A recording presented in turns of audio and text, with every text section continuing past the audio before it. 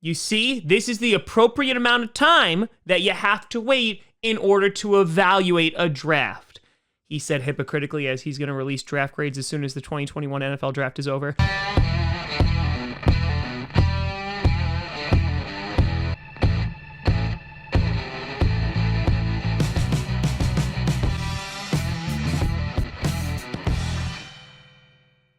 Grossi Posse Packer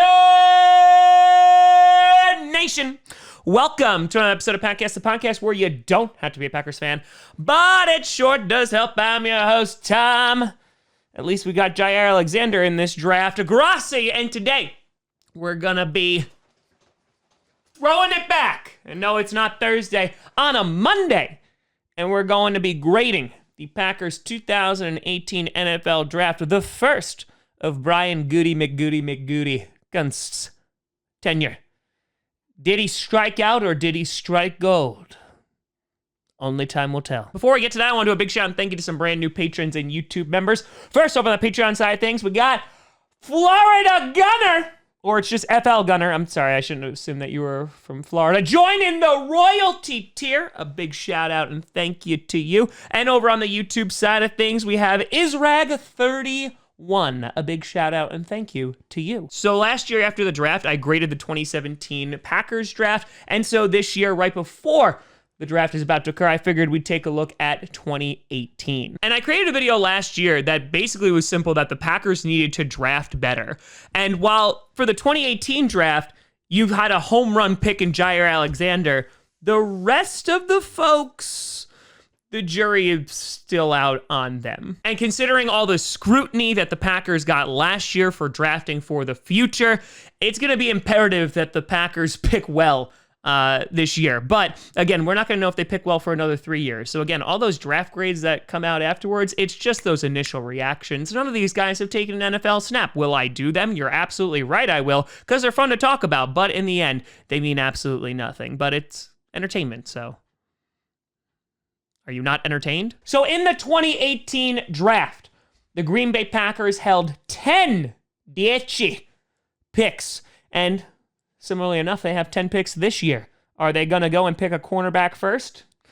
Maybe. Starting off with the first pick, their number 18 overall pick, the Green Bay Packers traded up in what would be the first of 3 consecutive trade-ups in 2018, 2019, and 2020 to get their corner, Jaire Alexander, who, oh boy, has been a stud, and not only just a stud muffin, have you seen those eyes, but honestly, on the field, one of the best corners in the NFL. In those 3 years, he's played 44 games, has had 4 interceptions, 41 passes defended, 2 forced fumbles, a sack and a half, 151 solo tackles, and hell, he's even had a safety. I was on Kirk Cousins. That was a great day. Jaire Alexander has been like the shining beacon of cornerbacks in that cornerback room, considering that there are others who are either inconsistent or have yet to develop. Jaire Alexander, yeah, he's an incredible football player, and he's about to get paid a crap ton of money. The Packers will definitely be exercising his 5th-year option, and boy, oh boy, are they going to be paying out the nose for Jaire Alexander in a couple of years. Then with the number 45 overall pick, the Green Bay Packers selected a guy that fans were telling me we should pick him in the first round because they were obsessed with him. And that was cornerback, that's right, back-to-back corners, Josh Jackson. And listen, when this pick originally happened and all the lead up to the 2018 draft, I remember it very, very vividly. I looked at Josh Jackson's tape and I was like, he's really interesting because that last season he played was really good. However, he only played like 8 games. There was such a small sample size in what he was able to do, and my concern was with drafting a guy in the first round, you didn't want to just be like, oh yeah, let's bring him in and just hope that that flash in the pan is something that's going to translate to a long, successful career. And unfortunately for Josh Jackson, yeah, it hasn't been good. In the past 3 years, he's only started in 15 games. He's played in 42, but as a starter, very minimal. And in those games, he's had 12 passes defended, 1 forced fumble, 71 solo tackles, and he just honestly hasn't seen the field. And it really hasn't been because of injuries. We have had depth problems at corner. Hell, even the NFC Championship game. And Josh Jackson, nope, not going to be participating in that. Now, the thing is, when Josh Jackson is on the field, he's not horrible. However, the coaching staff just hasn't seen enough improvement in him, and so he hasn't been getting eligible snaps. The fact that we've been struggling at corner and we got rid of a guy like Kevin King and brought him back, I think highlights the fact that Josh Jackson just hasn't performed well. Pair that with the fact that we're most likely going to be drafting a corner in this year's draft. This might be one of the last times you see Josh Jackson in a Packers uniform, which honestly is very upsetting. We obviously spent a second-round pick on him, and this pick just, as of right now, hasn't worked out. Then in the third round with our number 88 overall pick, by the way, I totally called that we were going to draft him, we got inside linebacker Oren Burks. I really shouldn't be bragging about that because he hasn't done well. The guy hasn't started a game in 2 years. He has played in 42 games total. In that time, he's had 2 forced fumbles, 39 solo tackles, and I think this just speaks for itself. Oren Burks has dealt with injury issues, but this is a glaring position of need. It has been for some time. The Packers went and addressed it with a day 2 pick in the third round, and he just hasn't made an impact. He's another guy who just hasn't seen the field, and while I actually really liked his college tape, it just hasn't translated into the NFL. This is another position I wouldn't doubt the Packers go after in this year's draft, and it's honestly just a shame because, like I said, I really liked Oren Burks. With our 4th pick and the 133rd pick overall, we got wide receiver Jaymon Moore. Yeah, this one didn't work out. In a draft where we double dipped at corner and triple dipped in wide receiver, Goody decided to go after a wide receiver in the 4th round.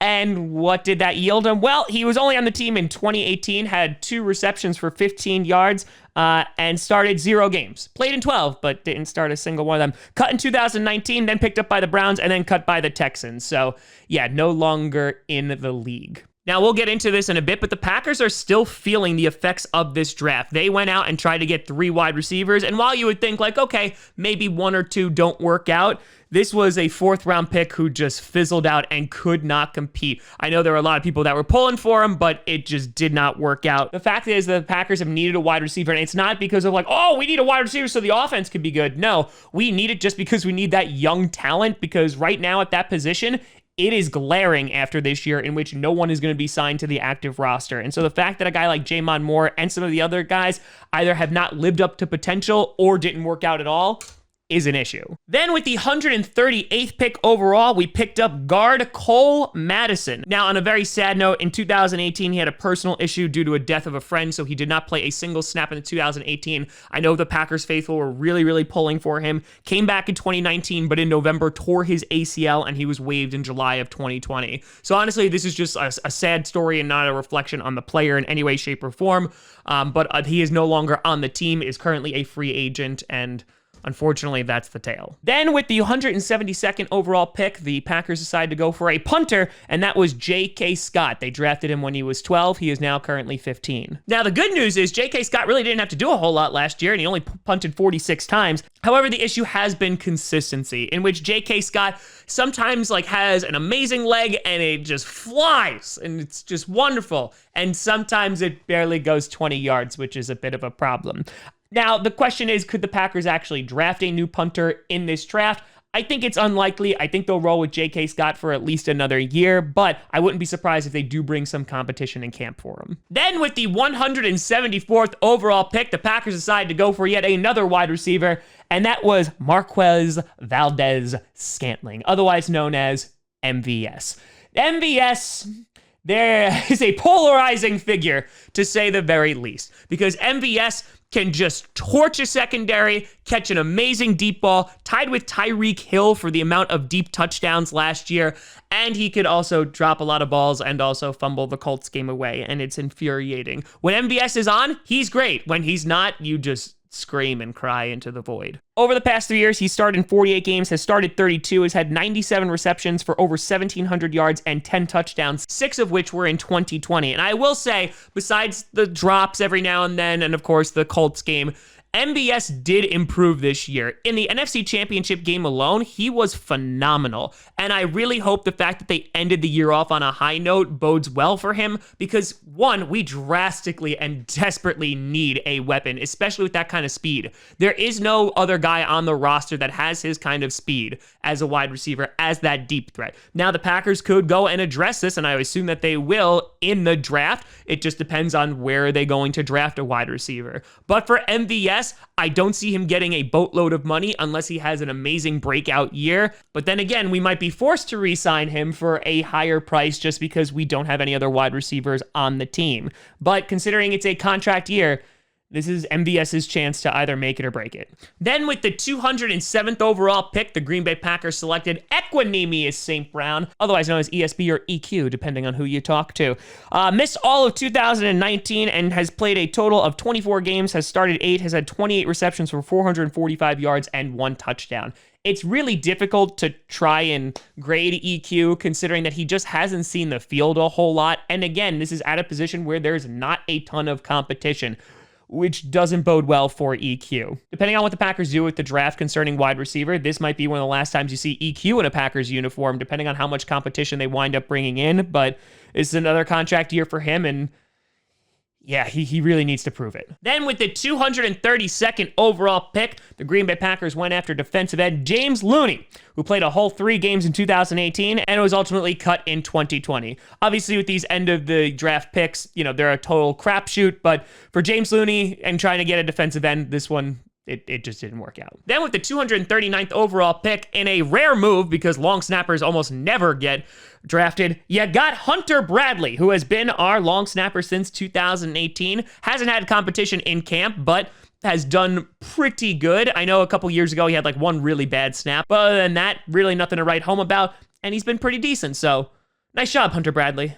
You snap balls. And finally, with the 248th overall pick, the Packers decided to go outside linebacker with Kendall Donnerson, in which he was cut in 2018, then re-signed to the practice squad, and cut again ultimately in August 2019, never to return again. So yeah, we did not get the outside linebacker help that we wanted, but then again, we went and got in the Smith brothers, so it all worked out. So to summarize this, out of the 10 picks that we had, 6 are still on the team. Out of those 6, you have Jaire Alexander, MVS, J.K. Scott, Hunter Bradley, if you want to argue, that have been actual contributors to the team. And those last 2, you could go either way with that. MVS, obviously very polarizing, but the best pick and the most important pick was Jaire Alexander, getting an all-star of a corner. However, the rest of the draft, I think, left a lot to be desired. You had 2nd, 3rd, and 4th round picks that just did not pan out. The jury is still out on MVS, and hopefully this year he proves that he could be a very reliable wide receiver.